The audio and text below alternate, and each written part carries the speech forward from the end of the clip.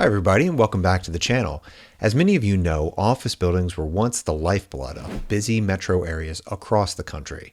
But in the 2+ years since the start of the pandemic, office occupancy rates have still not fully recovered as remote work continues to gut downtown areas. For example, data from commercial real estate giant CBRE shows that about 25% of all New York's offices remain available for lease, while other markets like San Francisco and Boston face similarly high vacancy rates. These figures are well above their pandemic averages and seem unlikely to change given the high demand for remote and hybrid work opportunities. This is where adaptive reuse comes in. Adaptive reuse, also known as conversion, is the practice of converting an old or unused building into a new use. In the case of commercial real estate market, this often means converting old office buildings into residential housing. One company leading the charge in this area is Silverstein Properties. The company recently announced that it's raising more than $1.5 billion to convert unwanted office space into residential housing in markets ranging from New York to San Francisco. Silverstein CEO Marty Berger told Bloomberg in a recent interview that these market conditions have created an estimated $10 billion opportunity to convert unwanted offices into new residential housing.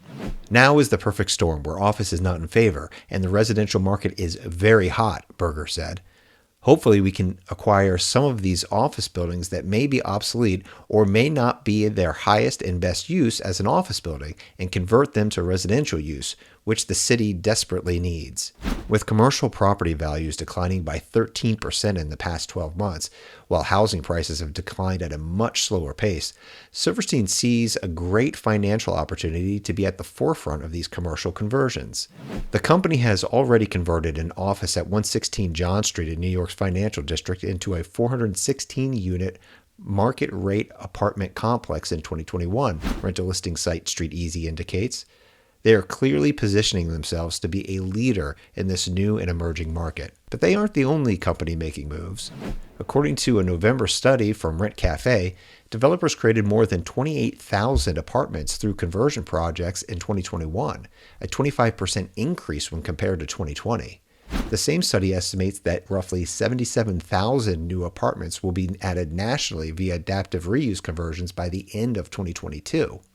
Should pandemic conditions linger and companies continue to allow employees to work from home, this figure could grow even more in the coming years.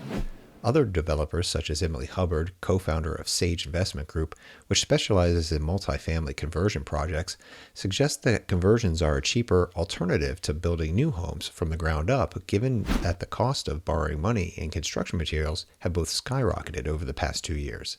Conversions can be profitable, Hubbard said. Sage acquired Econo Lodge and a travel lodge in Tacoma, Washington for $14.2 million and plans to convert both buildings into apartments. Hubbard told Insider in September that Sage is expecting each building to produce a return rate of around 40%, similar to other conversion projects that Sage has completed. This is all very welcome news for a residential housing market that has been facing inventory shortages in recent years, causing a surge in housing prices during the pandemic. Even with housing prices finally beginning to cool at the end of 2022. The Federal Reserve has finally begun to slow the pace of rate increases, which is already leading to a small rush on home purchases going into the new year. We've been talking on this channel a lot about an overall drop of 20% in housing prices likely to be reached by mid to late 2023, but with inflation and high interest rates, that still leaves home prices out of reach for many. This addition of converted commercial properties could be a real relief on the market, bringing prices down further and giving potential buyers and renters an opportunity to find an affordable home. Do you see this as a step in the right direction? Is there an investment opportunity here for small business owners and real estate investors as well? We'd love to hear your thoughts on this emerging market in the comments below. And as always, please hit the thumbs up, subscribe, and ring the notification bell so you can know when we release more news and updates on all things housing.